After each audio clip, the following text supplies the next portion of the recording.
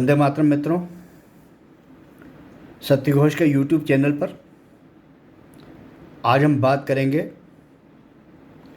लोकसभा चुनाव के 5वें चरण के बाद कौन आ रहा है सरकार में। 5वें चरण के मतदान के बाद 429 सीटों पर मतदान संपन्न हो गया है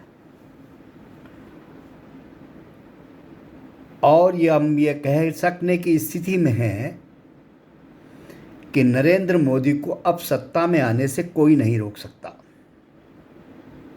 वे हैट्रिक बना रहे हैं, तीसरी बार सत्ता में आ रहे हैं और देश के पहले प्रधानमंत्री जवाहरलाल नेहरू और बाद में सर्वाधिक समय तक कुर्सी पर रहने वाली इंदिरा गांधी के रिकॉर्ड को तोड़ने जा रहे हैं। कुल मिलाकर नरेंद्र मोदी सारे नैरेटिव, सारे वाद, सारे विवाद, आरक्षण, संविधान विरोधी तमाम दावे प्रतिदावों के बीच अपनी बात जनता तक पहुंचाने में कामयाब हुए। मतदाताओं से वे सीधे संपर्क करने में कामयाब हुए और अब मैं इस निष्कर्ष पर पहुंचा हूं, सीटें नहीं बता रहा हूं, पर इस निष्कर्ष पर पहुंचा हूं कि नरेंद्र मोदी हैट्रिक लगा रहे हैं। इसके पीछे सबसे बड़ा कारण है 3: हिंदुत्व यानी राम, राशन, और तीसरा कारण है शासन व्यवस्था। कोई ये कहता हो कि नरेंद्र मोदी ने चुनाव को हिंदू मुस्लिम कर दिया या धार्मिक आधार पर चुनाव लड़ाया या 80-20 के रेशों पर चुनाव लड़ा, ये बिल्कुल गलत है। हाँ, ये मुद्दा उन्होंने छेड़ा। किसी भी चुनाव की ये ज़रूरत होती है कि आपके कोर इशू से आप पीछे नहीं हटो, लेकिन शासन व्यवस्था एक इतना बड़ा मुद्दा है जिसका भी बहुत ज़्यादा प्रभाव पड़ा। प्रभाव ये पड़ा कि एक तो लाभार्थी के खाते में सीधा पैसा गया, उससे किसान खुश हुआ, महिलाएं खुश हुई, जिनको योजनाओं का लाभ मिल रहा है वो खुश हुए।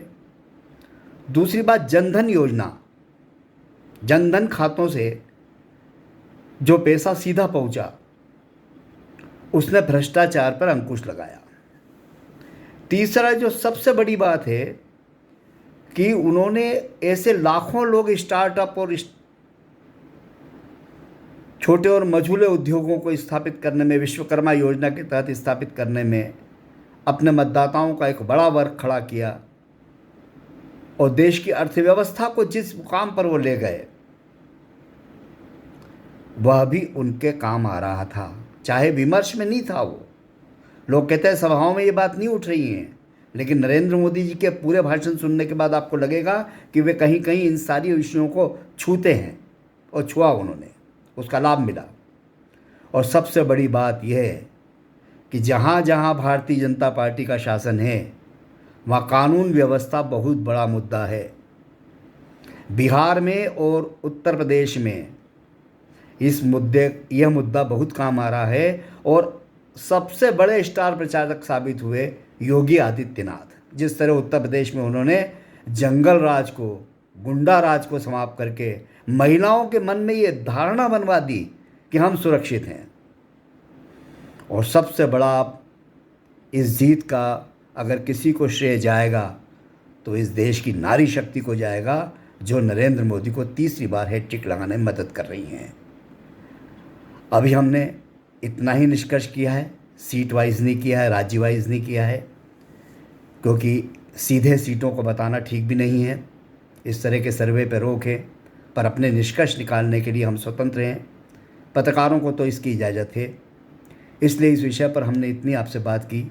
सत्य घोष यूट्यूब चैनल के पर हम किसी और विषय पर अगले वीडियो में बात करेंगे।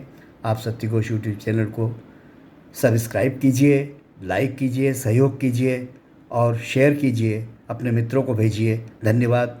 जय हिंद, जय भारत।